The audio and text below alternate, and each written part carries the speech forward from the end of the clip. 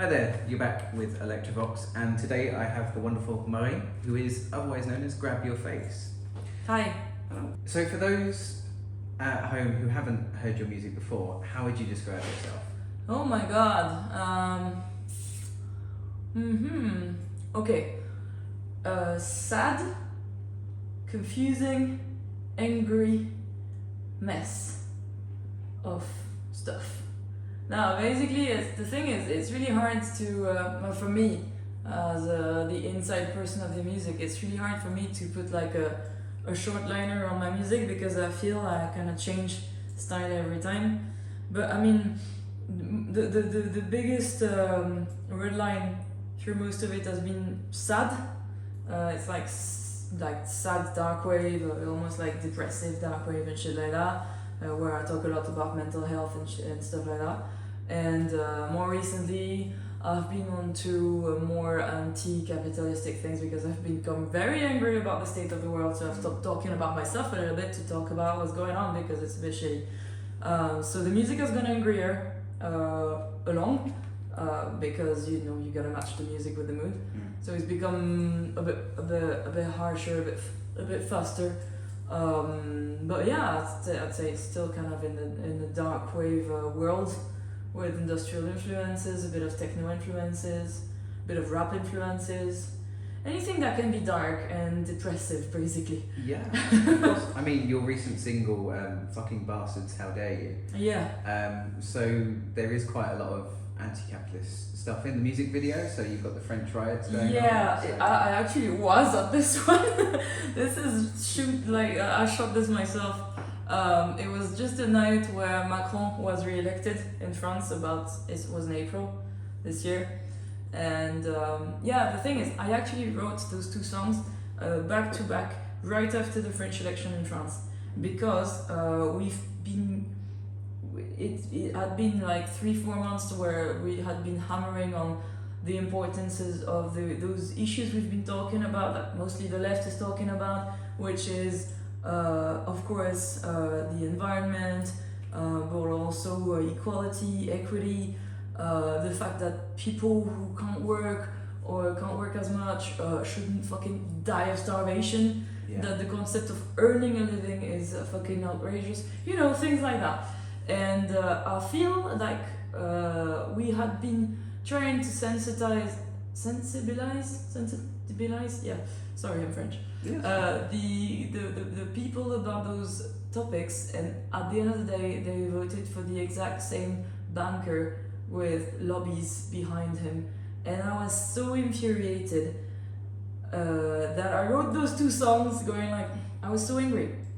I was angry at boomers mostly, which is a thing, because most of the young people I know didn't go vote because they didn't feel represented by what was going on the political scene, and most old people went to vote because they don't like foreigners and because Same problem here. Same old shit. Yeah. So I was angry, and I wrote those two songs, and I forgot the question.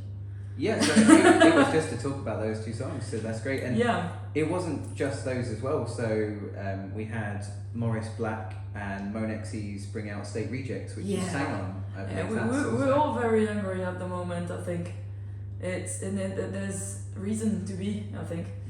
And the thing I wanted to say, and I forgot, How Dare You is obviously a direct tribute to Greta Thunberg, where she very, very bravely shouted at the face of all those rich white boomers, going like, how dare you destroy everything just for profit, and laugh at us when we say that we don't want a destroyed planet. And this is exactly the lyrics of How Dare You. And yeah, it is crazy. So I mean, and with State Rejects as well, so you sang on that track, and it's also just been remixed by Avardensford as well. So how did you come to work with such sort of big names in music, and how has that affected your career? That is a big mystery to me. I don't know why people they come to me and they say they want me to sing on their songs, so I always say yes because they're fucking amazing people. So I don't know, I'm really lucky. There must be something in the texture of my voice, I don't know. that they want on their songs, and obviously I'm not gonna say no to people like Max Finale or Morris Black or Mon Excess or people like that or Covenant. Obviously I'm gonna say yes, and yeah, and it's always been amazing, and amazing songs have come out of us, and it's influenced me in the way that people who wouldn't have known me otherwise have encountered my music. But what I get from it mostly is that I really like those people, and they've become my friends. Yeah. And I just really like to talk to them and make music with them. That's a good thing about our community, isn't it? It's just so easy to make friends. Yeah, it's been such a nice, cozy experience for me to make music, because I've been since the beginning surrounded by people who are really cool and really nice to me. That's why I don't exactly like want to grow out of that niche, because I'm scared that the outside world is not that nice. So I'm really happy in the cozy little goth niche. It's nice in here. It is. And Yeah. you briefly mentioned Matt there as well. So at Infest we have was it Clack and Caustic playing as well.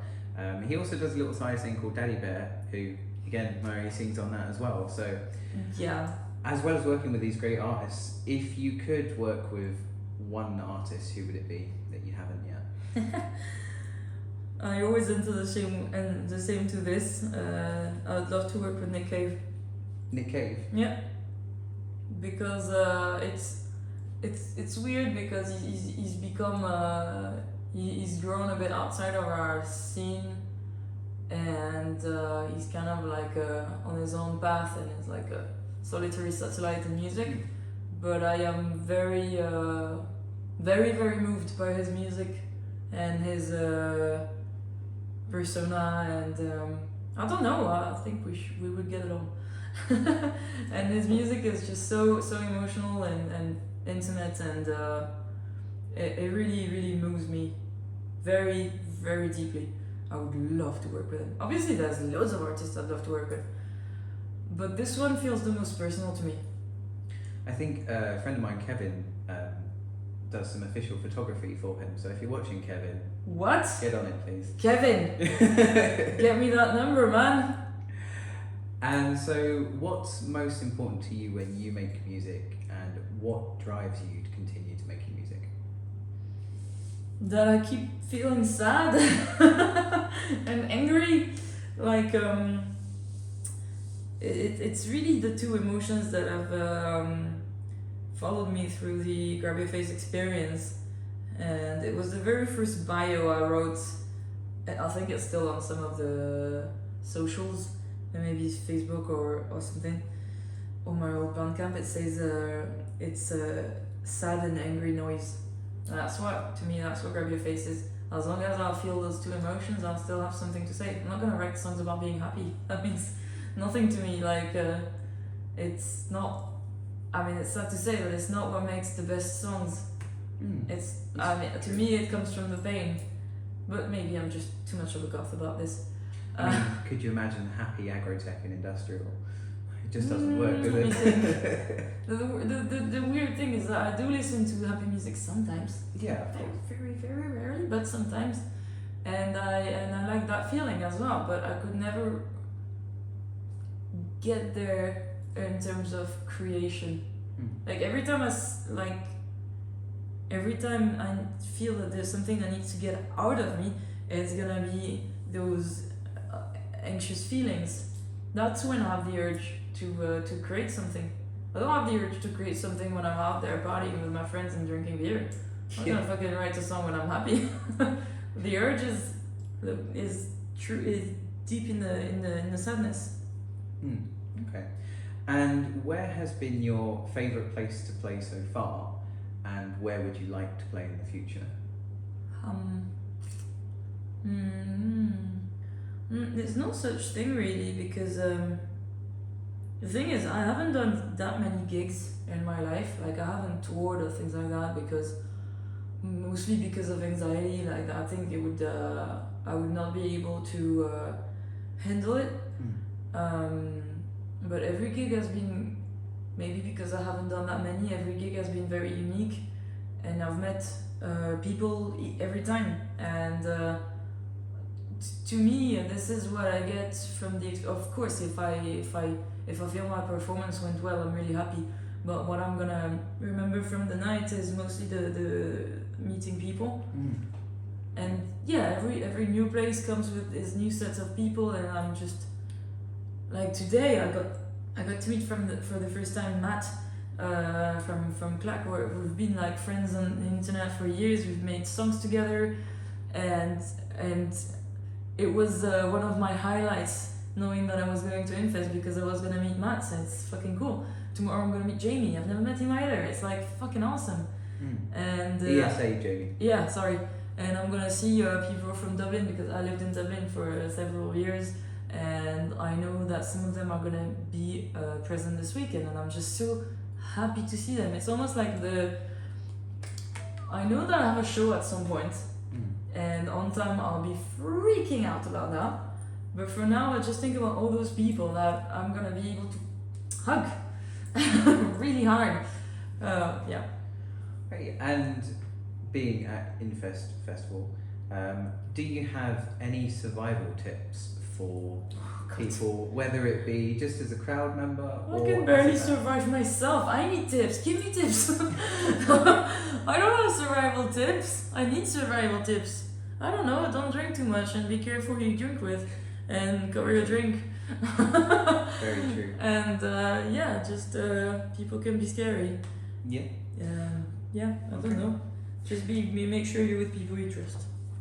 Okay, and we've had suggested this year that we have a bunch of different questions. So we've got one which is silly, and we have one which is sensible. Oh no. So if you could pick one of each. Yes. Can I pick two silly instead? You can pick two silly, I like that. I don't know, I don't do sensible very much. I'm not a very reasonable person. So I open them or you open them? I'll do. Oh, okay. Jesus Christ. Ruins the surprise otherwise. Okay. So what do you think is the worst thing that a person could put on their dating app bio? Oh, that's it. Okay. Oh my god, there are so many options. Especially, I'm sorry, but straight white males are really good at doing the worst bios on Tinder. I don't know why. I don't know if there's a training for it or they all attend. I don't know. I don't know. Talking about. Oh yeah, I know. Oh my god. And I've never had those myself. But my friends saw some. It's when men do a bio about how they like women. And if you do certain things, it will be instant bye-bye for them because they're looking for a woman of certain value and worth or things like that. So if you don't wear high heels every time we see, it's not possible. If you do this, it's not possible. You're like, man, you're not exactly fucking, you're not exactly a Nobel Prize yourself. Like the fuck you're selling me. And it's like the guy is like the most demanding fucking bitch, and he's like, fucking hate them. Yeah, they do it to themselves, don't they? Then they wonder, why am I so single? Well, I don't know. And where's the most embarrassing place you've ever woken up? Woken up? I don't do that because I don't I drink, but I don't pass out. I usually stop drinking when I start feeling the effect of alcohol. This is what we're talking about, right? In terms of waking up in Would you like to pick a different silly question then, if that one wasn't? Let's do a sensible. Yeah, I'm curious now. Okay. Because I'll just cut that one out. No, it's fine. It'll show how much of a mess I am. Here we go. Okay, well, you heard it.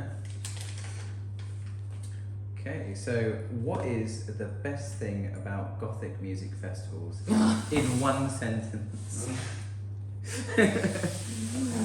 Well, not the outfits, clearly. The best thing. It's a bunch of fucking nerds, and we're all a bunch of anxious kids who probably all been bullied, and who all have we're all neurodivergent and we're all a bit weird. We all like World of Warcraft, and it's fucking nice to kind of get all together in a place where we can pretend we're hard and we were leather and spice, while we're actually just a bunch of dorks. And it feels safe.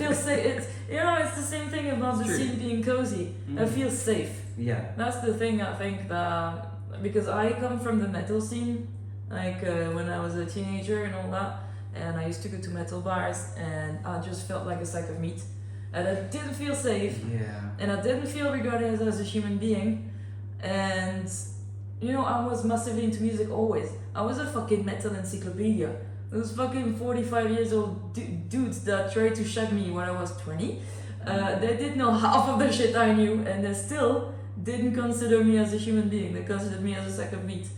And when I transitioned to the goth scene, it felt like a very beautiful change, because I met people who were, first of all, gender didn't matter that much, and that's where I could more explore that myself, and the fact that gender was not such a thing to get attached to, and men were not predators anymore, and I felt like a human being, and we had conversations. Yeah. And when they were nerds. Yeah, because it's safer, more LGBT friendly, isn't it? Yeah. It's just a nicer, safer place. It felt like a rebirth to me, and and that's why still 10 years later, that scene is really important in my heart. Okay. Voila. And lastly, is there anything you'd like to say to your fans? Oh my God! Why do you do that to me? I like you. No, I'm amazed that you guys listen to me. I mean, you're a bit weird, aren't you? You're probably really sad. You should probably get that checked out. But yeah, initially I started making music because I was sad, and because I was trying to put it somewhere, and because I had nothing to lose, I put it on Bandcamp, and people started buying it, and I didn't expect at all that this would speed up and go the way it went, and I am extremely thankful, but I am still confused, but I'm thankful that you guys support me like this. It's insane. Thank you, and you probably know, if you follow me, that I don't know what I'm doing, and I'm making shit up, but you like it, and I'm just so happy about that, and I'm gonna try to continue to make things that we all enjoy. Yeah. Okay, well, thank you very much. Very good. Yeah, thank you. Was that the right answer?